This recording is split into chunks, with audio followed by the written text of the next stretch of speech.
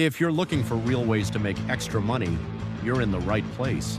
In this video, I'm going to show you exactly what you need to know, so stick around until the end. Let's get started. Welcome to The Explainer. So today we're diving into a dream I know a whole lot of us share, taking your specialized, hard-earned knowledge and turning it into a scalable, truly profitable business. If you've ever wanted to monetize what you know, well, consider this your ultimate blueprint. Okay, let's dive right into this.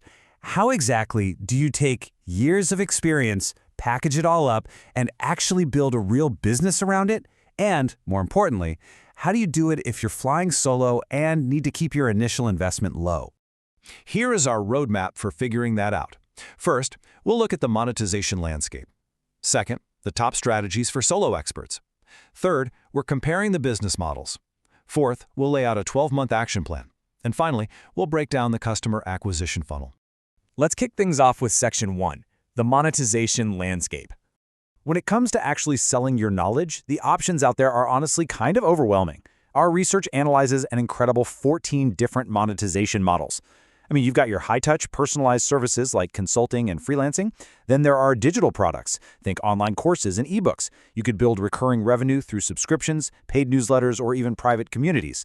Or you could lean into pure scale with IP licensing, SaaS tools, affiliate marketing, and content. You can even secure academic grants or dive into high-ticket corporate training. The point is the options are plentiful. But to be successful without completely burning yourself out, we need absolute focus. That leads us right into Section 2, top strategies for solo experts. So out of that massive list we just looked at, let's assume a very specific, relatable scenario. You're a solo expert, you're working with a low budget, and you want a mix of both B2B and B2C clients. Under those exact conditions, 3 priority strategies really bubble to the top. First up, we're comparing consulting and coaching against online courses. Consulting is essentially your fast start engine. You can literally start generating revenue in weeks with incredibly high margins. We're talking anywhere from 500 to 3,000 reais per session, or even up to 20,000 for monthly corporate packages. But there is a catch. You are trading your time for money. On the flip side, online courses are your scalability engine. You build the course once, and you sell it for 50 to 200 reais for the basic versions, up to maybe 1,500 for specialized ones. Plus, using platforms like Hotmart, your cost for adding a new student is basically zero, which creates true passive income over time. So, the crucial point is really the dynamic between volume and high-ticket sales.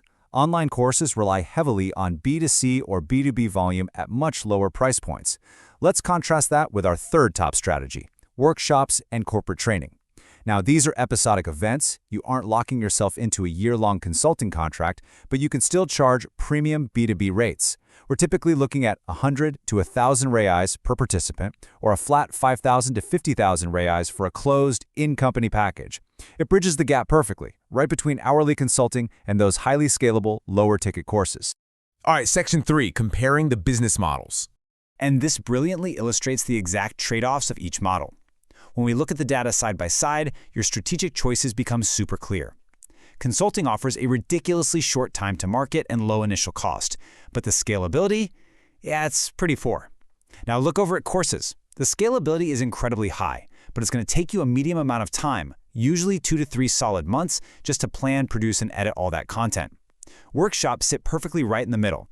Medium scalability, medium time to market, but they are a fantastic way to secure higher episodic revenue. To really grasp which path to take first, evaluating these trade-offs is absolutely essential. Moving on to Section 4, your 12-month action plan.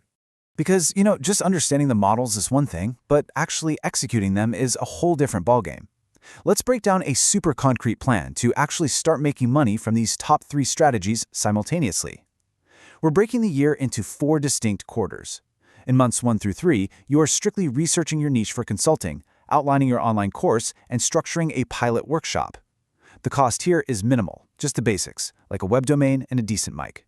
Then, moving into months 4 through 6, things start to heat up. You're prospecting for your first consulting clients, beginning to record your course, and launching a pre-sale to validate the idea, all while running your very first pilot workshop. In months 7 through 9, you officially launch that completed course and expand your marketing. And finally, by months 10 through 12, it's time to consolidate. You're collecting testimonials, improving your course based on user feedback, and securing those sweet recurring monthly retainers. Visually, you can really see how these three streams perfectly overlap over the course of the year. Notice how the consulting prospect phase, which, remember, brings in immediate cash flow, actually funds the longer production cycle of your online course. It's brilliant.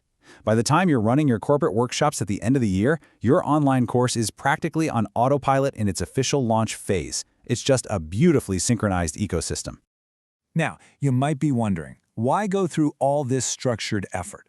Well, because if you stick strictly to this exact 12-month progression, securing just a handful of consulting clients, selling a modest volume of courses, and running quarterly workshops, the estimated end-of-year revenue target is 60,000 to 100,000 reals. Seriously, it's a highly realistic, mathematically sound outcome of just building a solid foundation as a solo expert. Which brings us to our final part, Section 5, the Customer Acquisition Funnel.